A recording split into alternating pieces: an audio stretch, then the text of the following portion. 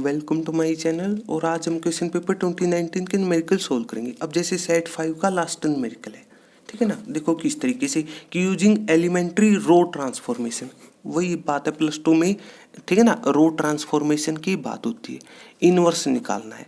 Inverse का तो वैसे सिंपल ये फॉर्मूला भी होता है, सही है। सारी चीज़ें आपके साथ शेयर हो चुकी हैं, ठीक है ना। तो मतलब कह दो इनवर्स इस फॉर्मूले से निकलता है, केवल कैलकुलेशन। और इस न्यूमेरिकल का आसान तरीका बताया था। नॉर्मली आपको 3/3 ऑर्डर की मैट्रिक्स मिलती है, फिर कहो स्क्वायर मैट्रिक्स। क्यों? डिटर्मिनेंट एक नंबर है और जो स्क्वायर मैट्रिक्स से जुड़ा हुआ होता है, अगर मतलब बेसिक पता हो तो सही है। सबसे पहली चीज़ ये बताई थी कि इस पोजीशन पर 1 बना लो, इसके हेल्प से यहाँ पर 0। अगला काम यहाँ पर 1 बनाओ, सही है।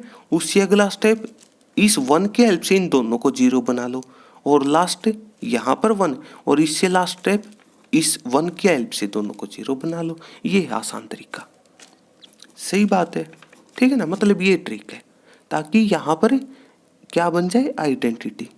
मतलब ए लिखी, आई मतलब 3 ऑर्डर की मैट्रिक्स लेके चलनी है आपने इनटू में ए, मतलब इसको कन्वर्ट करो आइडेंटिटी में, और ये इनवर्स का काम करते हैं। मतलब यहाँ पर रिजल्ट चेंज होगा, सही है। तो सबसे पहले आपकी चॉइस। अब इसके बाद यहाँ पर 1 कैसे बनाना चाहते हो, मतलब दोनों को माइनस कर दिया, सही है। या फिर पहली लाइन को 3 से डिवाइड, मतलब उसी नंबर से डिवाइड कर दो। 3 को 3 से डिवाइड कर दो, तब भी 1 मिल जाएगा। आपकी चॉइस है, जो भी तरीका अप्लाई करना चाहते हो।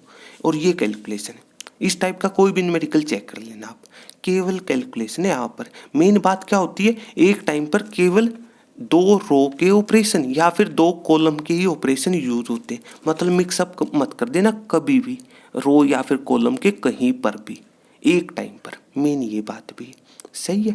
तो और इसमें केवल सारे के सारे रो के यूज करने आपने।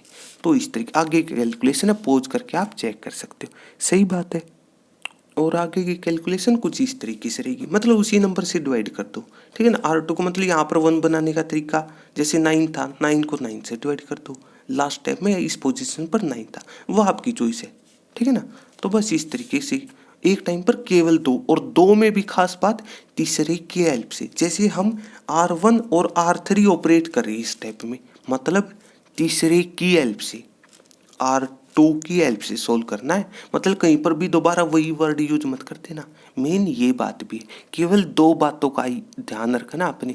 एक टाइम पर या तो दोनों रो या फिर दोनों कॉलम, सही है। और दूसरी काम की चीज, जब कहीं पर भी जैसे दोनों रो या फिर दोनों कॉलम के अप्लाई कर रहे हो, तीसरे की हेल्प से, थर्ड की हेल्प से, बस इन 2 बातों का ध्यान रख लेना।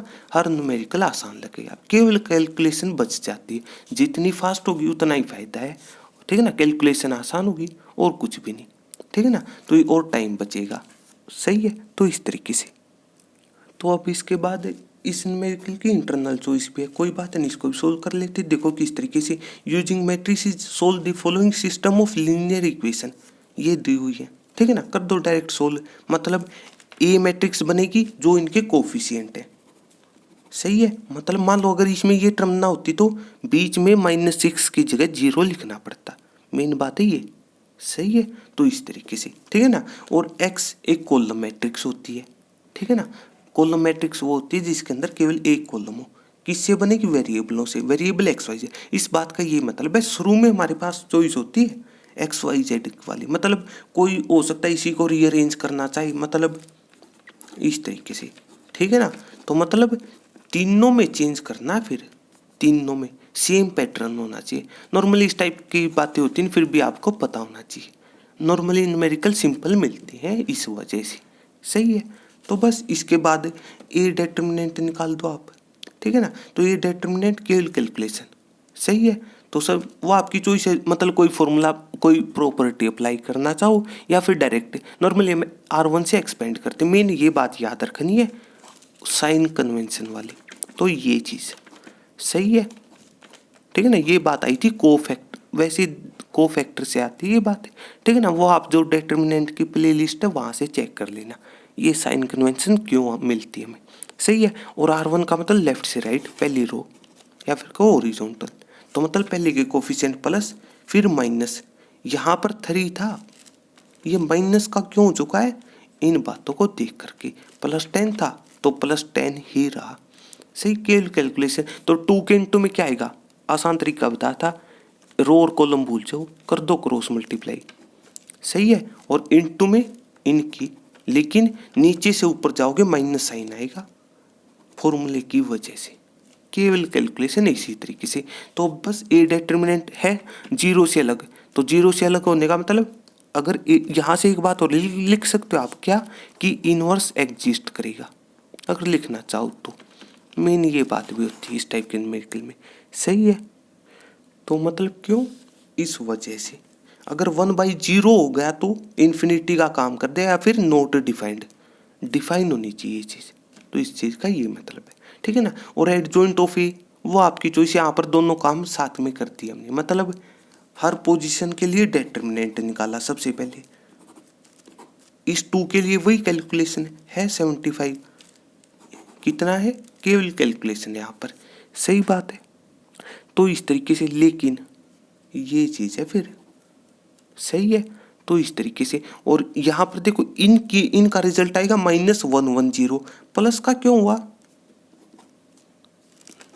एक्चुअल में ये बात अप्लाई होगी यहाँ पर। मतलब एक्चुअल में यहाँ पर 2 स्टेप होते हैं, अगर आप प्ले लिस्ट में कोई भी न्यूमेरिकल चेक कर लेना, ठीक है ना। मतलब एडजॉइंट ऑफ ए, एक्चुअल में तो डिटर्मिनेंट से एक मैट्रिक्स बनती है स्क्वायर मैट्रिक्स, उसका करना अपने ट्रांसपोज। हमने दोनों स्टेप साथ में कर दिए। मतलब ट्रांसपोज होता क्या है, रो को कॉलम में बदल दो, कॉलम को रो में, बात खत्म। सही है, अब आपकी चॉइस है। मतलब कोई सबसे पहले ये लिखना चाहिए 75 110 72, फिर पहले रो को पहले कॉलम में बदलोगे, या फिर डायरेक्ट कर दो ना, एक ही काम हो जाएगा। सही है, दोनों काम साथ में चल पड़ेंगे। तो ये इनवर्स फॉर्मूला अप्लाई कर दिया, कैलकुलेशन है। सही है, और उसके बाद अब हमने सोल्व करनी थी, ठीक है ना। तो बस आगे कैलकुलेशन कुछ इस तरीके से रहेगी। तो जैसे x निकालना होता है, ठीक है ना, तो a इनवर्स b से काम बन जाएगा। सही है, तो इस तरीके से, ठीक है ना। या फिर को इस तरीके की इक्वेशन थी, ax = b, वहाँ से x निकलता है, ये वाली चीज़। सही है, तो बस x y z मानना था, कॉलम मैट्रिक्स a इनवर्स अभी निकाला है, और इनटू में b, और 2 मैट्रिक्सों की मल्टीप्लाई करने का तरीका रो बाई कॉलम मेथड से यूज होती है। मतलब पहले की रो यूज करनी, दूसरी कॉलम। अब वही अगर डिटेल में पता हो तो अच्छी बात है। इस मैट्रिक्स का ऑर्डर है 3/3, और इसका रो कितनी है, रो होती है लेफ्ट से राइट, मतलब 3 है। पहले रो लिखी जाती फिर कॉलम, 3 कॉलम 1 है। सही है, और मल्टीप्लाई पॉसिबल क्यों है, इस वर्ड की वजह से, दोनों जगह सेम नंबर है, इस वजह से मल्टीप्लाई पॉसिबल। और इसके बाद जो इनका रिजल्ट आएगा उसका ऑर्डर क्या होगा, 3 डिवाइड, मतलब 3/1, तो मतलब 3 रो होंगी, एक कॉलम है ना। हो तो बताओ, अगर बेसिक पता हो तो इस तरीके से। सही है, तो बस कैलकुलेशन बचती है, तो कर दो कैलकुलेशन, अपने अपने एलिमेंटों की मल्टीप्लाई कर देना, ऐड करते चले जाना। सही है, फिर यहाँ पर कैलकुलेशन है, तो मतलब सभी नंबरों को 1200 से डिवाइड कर दो। मतलब मैट्रिक्स में कोई भी नंबर अंदर जाएगा तो हर नंबर के जैसे डिवाइड है तो हर नंबर से होगा, मेन बात है। सही है, और डिटरमिनेंट में केवल एक पर्टिकुलर रो या फिर पर्टिकुलर कॉलम में जाती है बात, ये अंतर होता है। सही है, कंपेयर कर दो तो x और y z डायरेक्ट मिल जाएंगे, यही रिजल्ट निकालना था अपने। सही है, तो वो आपकी चॉइस। अगर थोड़ा और डीपली पता हो तो मतलब हो सकता है कोई, जैसे हमें ए डिटरमिनेंट नॉन जीरो था, इस बात को देख करके जैसे ये लिखा ना इनवर्स एग्जिस्ट करता है, कोई ये भी लिख सकता है डायरेक्ट कि यूनिक सॉल्यूशन होगा। ना हो तो बताओ, इनकी एक वैल्यू, यूनिक का मतलब होता है सिंगल वैल्यू। सही है, और साथ के साथ कंसिस्टेंट लाइन होती है। कंसिस्टेंट वो होती हैं जिनके मतलब सॉल्यूशन मिले, बात खत्म, और कुछ भी नहीं, सिंपल डेफिनेशन। सही है, मतलब एक टेबल बताई थी आपको। सही है, तो इस तरीके से।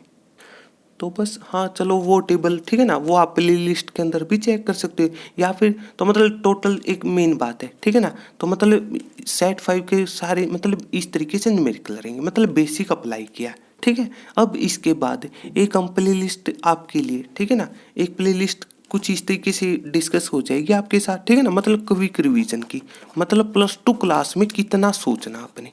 सही है, लेकिन साथ के साथ कॉम्पिटिटिव एग्जाम के हिसाब से, मतलब केवल एक ये प्लेलिस्ट चेक कर लेना, सारी चीज़ें क्लियर हो जाएंगी। मतलब +2 के हिसाब से कह सकते हो आपकी कितने मेन पॉइंटों की ज़रूरत है और कुछ एक्स्ट्रा बातें जो आपको स्पेशल बनाएंगी। सही है, तो इस तरीके, और वही है इस टाइप के न्यूमेरिकल में इंप्रेशन के लिए इस तरीके की चीज़ें लिख दिया करो। सही है, तो इस तरीके से। तो अगर आपको मेरी वीडियो अच्छी लगी तो इसको लाइक कीजिए और मेरे चैनल को सब्सक्राइब कीजिए। तब तक के लिए थैंक यू।